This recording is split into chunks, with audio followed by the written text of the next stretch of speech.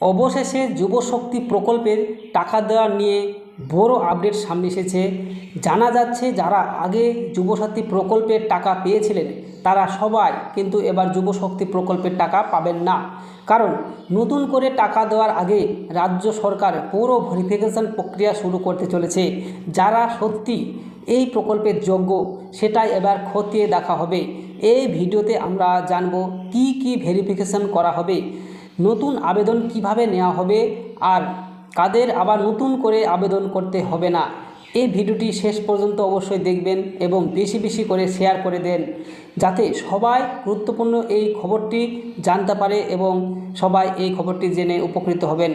যুবসাথী প্রকল্পের প্রায় 55 লক্ষ উপভোক্তার নাম নতুন করে যাচাই করার সিদ্ধান্ত নিয়েছে পশ্চিমবঙ্গ বিজেপি সরকার।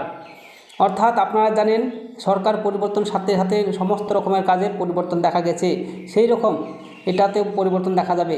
আগে তৎকালীন মুখ্যমন্ত্রী মমতা ব্যানার্জি মাধ্যমিক পাস বেকার যুবক যুবতীদের প্রতি মাসে 1000 টাকা করে দেওয়ার জন্য যুবসাথী প্রকল্প চালু করেছিলেন। তবে এবার যুবশক্তি প্রকল্পে টাকা দেওয়ার আগে দেখা হবে আবেদনকারীর শিক্ষাগত যোগ্যতা, বয়স, পরিবারে সরকারি চাকরি আছে কি না, এছাড়াও অন্য কোনো সরকারি ভাতা পাচ্ছেন কি না এবং ব্যাংক অ্যাকাউন্ট এবং আধার তথ্য সঠিক আছে কি না, এই সমস্ত তথ্যগুলি বিস্তারিতভাবে দেখা হবে। সরকারি সূত্রে খবর, যাদের সমস্ত তথ্য ঠিক থাকবে এবং আগের রেকর্ডের সঙ্গে মিল পাওয়া যাবে তাদের নতুন করে আবেদন করতে নাও হতে পারে। তবে যাদের তথ্য ভুল আছে বা অনেক দিন আপডেট করা হয়নি তাদের আবার নতুন করে আবেদন করতে হতে পারে। নতুন আবেদন প্রক্রিয়া অনলাইন এবং অফলাইন দুইভাবে শুরু হতে পারে বলে জানা যাচ্ছে। এছাড়াও ভুয়ো উপভোক্তা বাদ দেওয়ার জন্য বিশেষ নজরদারি চালানো হয়েছে। অর্থাৎ যারা ভুল ডকুমেন্টস দিয়েছে তাদেরগুলোকে সঠিকভাবে বাছাই করার জন্য খুব ভালোভাবে গভীরভাবে পর্যবেক্ষণ করা হবে। তাই যারা এই প্রকল্পের সুবিধা নিতে চান তাদের সমস্ত নথি আগে থেকে ঠিকঠাক করে রাখার পরামর্শ দেওয়া হয়েছে রাজ্য সরকারের তরফ থেকে। পালা বদলের পর রাজ্যের নতুন মুখ্যমন্ত্রী শুভেন্দু অধিকারী জানিয়ে দিয়েছেন আগে থেকে চালু থাকা কোনো সামাজিক প্রকল্প বন্ধ করা হবে না, বরং বেকার যুবক যুবতীদের জন্য বড় ঘোষণা করেছেন নতুন সরকার। জানানো হয়েছে বেকার ভাতার পরিমাণ বাড়িয়ে মাসে 3000 টাকা করা হবে।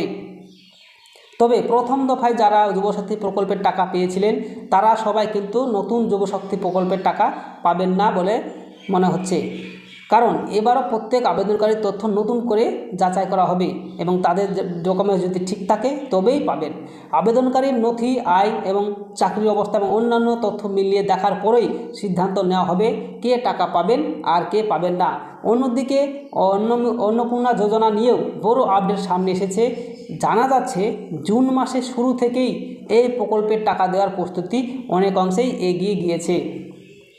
মঙ্গলবার এই সংক্রান্ত একটি বিজ্ঞপ্তিও জারি হয়েছে। তবে লক্ষ্মীর ভাণ্ডারের মতো সব মহিলারা এই প্রকল্পের সুবিধা পাবেন না। বিজ্ঞপ্তিতে স্পষ্ট জানানো হচ্ছে যারা আয়কর দেন তারা অন্নপূর্ণা যোজনার আওতায় থাকবেন না। আবেদনকারীর বয়স হতে হবে 25 থেকে 60 বছরের মধ্যে। 60 বছরের পর বার্ধক্য ভাতার সুবিধা পাওয়ার সুযোগ থাকবে। এছাড়াও কেন্দ্রীয় বা রাজ্য সরকারি কর্মী, পেনশনভোগী, শিক্ষক, অশিক্ষক কর্মচারী, পঞ্চায়েত, পৌরসভা, অন্যান্য কোনো সরকারি সংস্থার সঙ্গে যুক্ত মহিলারা এই প্রকল্পের জন্য আবেদন করতে পারবেন না। যাদের আবেদন গ্রহণ করা হবে তাদের ব্যাংক অ্যাকাউন্টে সরাসরি 3000 টাকা করে পাঠানো হবে। তাই যারা আবেদন করতে চান তাদের আগে থেকেই সমস্ত প্রয়োজনীয় নথি ঠিকঠাক রাখার পরামর্শ দেওয়া হয়েছে। অন্নপূর্ণা যোজনার টাকা পাওয়ার জন্য ব্যাংক অ্যাকাউন্টের সঙ্গে আধার লিঙ্ক থাকা অবশ্যই একান্ত জরুরি। আর তাছাড়াও ডিবিটি লিঙ্ক অবশ্যই থাকতে হবে, নাহলে অন্নপূর্ণা ভাণ্ডারের টাকা না পাওয়া যেতে পারে। জানা যাচ্ছে যারা আগে লক্ষ্মীর ভাণ্ডারের টাকা পেতেন তাদের নাম সরাসরি অন্নপূর্ণা যোজনায় মাইগ্রেট করা হবে। তবে সবার ক্ষেত্রে এই সুবিধা মিলবে বলে মনে হয় না। সরকারের দেওয়া শর্তগুলি পূরণ করতে হবে। শর্ত পূরণ হলে তবেই এই প্রকল্পের টাকা তারা পাবেন। বিশেষ করে SIR প্রক্রিয়ার যেসব মহিলার নাম বাদ গিয়েছে অথবা যাদের নাম অ্যাডজুডিকেশন তালিকায় রয়েছে এবং যারা ট্রাইব্যুনালে আবেদন করেছেন তাদের ক্ষেত্রেও বড় নিয়ম জানা হয়েছে। যদি ট্রাইব্যুনালে আবেদন করার পরও কারো আবেদন বাতিল হয়ে যায়, তাহলে তিনি অন্নপূর্ণা যোজনার 3,000 টাকা পাবেন না। তবে যদি আপনি আপিলে সফল হন, অর্থাৎ ট্রাইব্যুনালে আপিল করার পর সফল হন এবং নাম আবার অনুমোদিত হয়, তাহলে এই প্রকল্পের সুবিধা পাওয়া যাবে। সবচেয়ে গুরুত্বপূর্ণ বিষয় হলো ফাইনাল ভোটার লিস্টে আবেদনকারীর নাম থাকতে হবে। ভোটার তালিকায় নাম না থাকলে অন্নপূর্ণা যোজনার টাকা পাওয়া যাবে না। এছাড়াও জানানো হয়েছে সরকারের তরফ থেকে, যারা আগে লক্ষ্মীর ভাণ্ডারের সুবিধা পেতেন না, অর্থাৎ যারা লক্ষ্মীর ভাণ্ডারের টাকা কোনোদিন পাননি, তারা আগামী 1 জুন অর্থাৎ জুন মাসের 1 তারিখ থেকে 2026 সালের জুন মাসের 1 তারিখ থেকে অনলাইনে অন্নপূর্ণা যোজনার জন্য আবেদন করতে পারবেন, যদি আপনার বয়স হয়ে থাকে 25 থেকে 60 বছরের মধ্যে। অন্যদিকে যুবসাথী ও নতুন যুবশক্তি প্রকল্প নিয়েও বড় আপডেট বা প্রশ্ন উঠে এসেছে। কেন আবার নতুন করে সব তথ্য যাচাই করা হচ্ছে, সেটাও আবার সামনে এসেছে। 7ই মার্চ এই প্রকল্পে চালুর সিদ্ধান্ত নেওয়া হয়েছিল। ঘোষণা হওয়ার পর থেকেই দ্রুত টাকা দেওয়া শুরু হয়। প্রথম ধাপে প্রায় 1 লক্ষ উপভোক্তার ব্যাংক অ্যাকাউন্টে টাকা পাঠানো হয়। পরে ধাপে ধাপে মোট প্রায় 55 লক্ষ উপভোক্তার অ্যাকাউন্টে টাকা পৌঁছে যায়। অর্থাৎ আপনারা বুঝতে পারছেন, একটা মোটা অঙ্কের উপভোক্তাদের কাছে টাকা পৌঁছে গেছে 55 লক্ষ। কিন্তু এরপর প্রশাসনিক স্তরে একাধিক অসঙ্গতি ধরা পড়ে। অভিযোগ উঠে অনেক ক্ষেত্রে ভুল তথ্য দিয়ে আবেদন করা হয়েছে, অর্থাৎ যার অ্যাকাউন্ট ডকুমেন্টস অন্যজনের, অ্যাকাউন্ট অন্যজনের নামে, এরকমও হয়েছে অনেক। কিন্তু আবেদনকারীর নথিতে মিল পাওয়া যায়নি, আবার কোথাও একই ব্যক্তির নামে একাধিক আবেদনও সামনে এসেছে। সেই কারণে এবার নতুন সরকার সমস্ত উপভোক্তার তথ্য ফের যাচাই করার সিদ্ধান্ত নিয়েছে। যাচাইয়ের পরেই ঠিক হবে কারা ভবিষ্যতে যুবশক্তি প্রকল্পের টাকা পাবেন এবং কারা পাবেন না।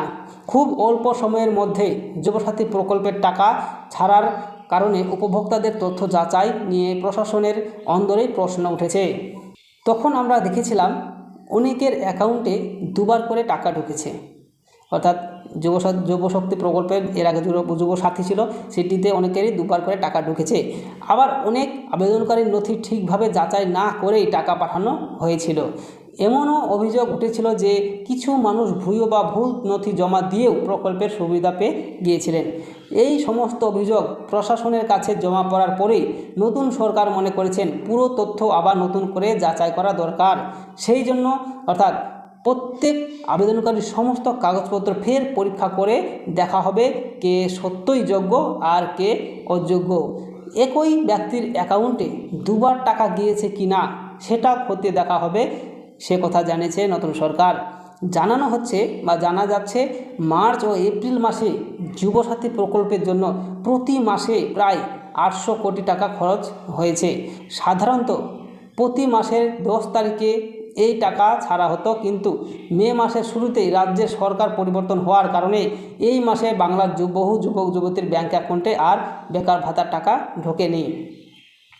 নতুন সরকার গঠন হওয়ার পর, অর্থাৎ নতুন বিজেপি সরকার গঠন হওয়ার পর ইতিমধ্যে জনকল্যাণমূলক প্রকল্পে স্বচ্ছতা বজায় রাখার নির্দেশ দিয়েছেন মুখ্যমন্ত্রী শুভেন্দু অধিকারী।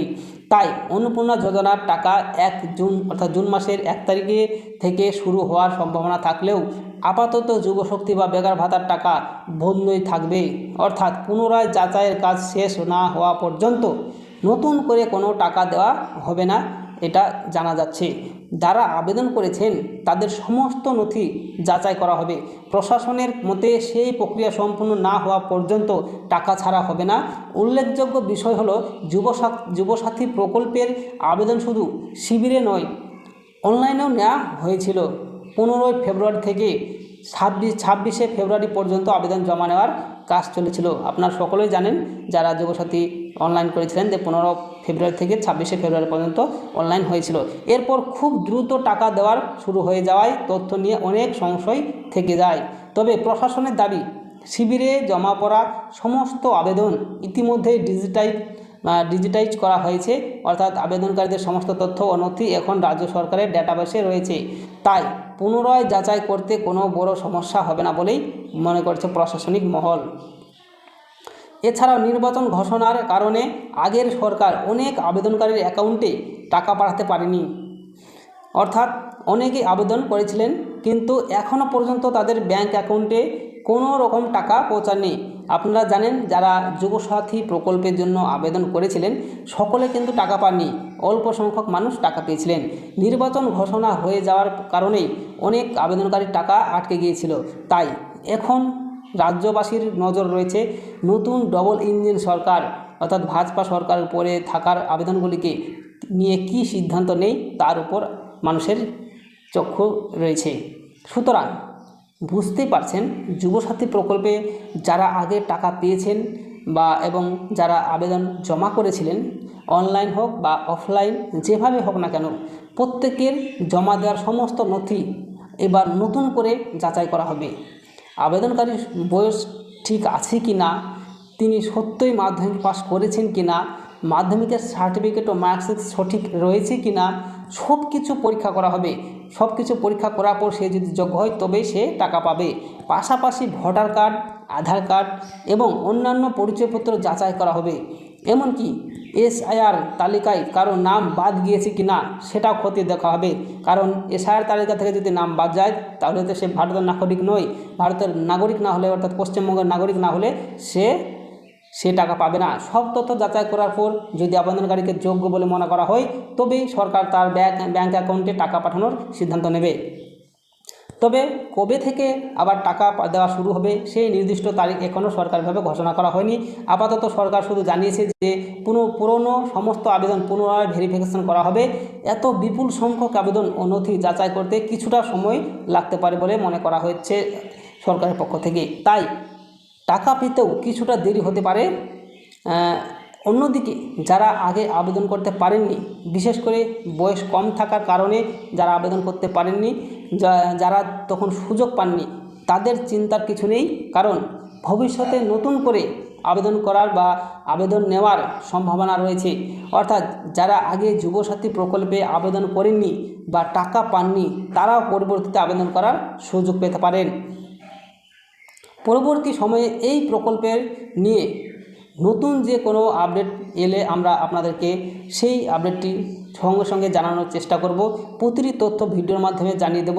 তাই এই ধরনের গুরুত্বপূর্ণ সরকারি প্রকল্পে পেতে সবার আগে খবর পেতে আমাদের সাথে থাকবেন এবং আমাদের চ্যানেলটাকে সাবস্ক্রাইব করবেন।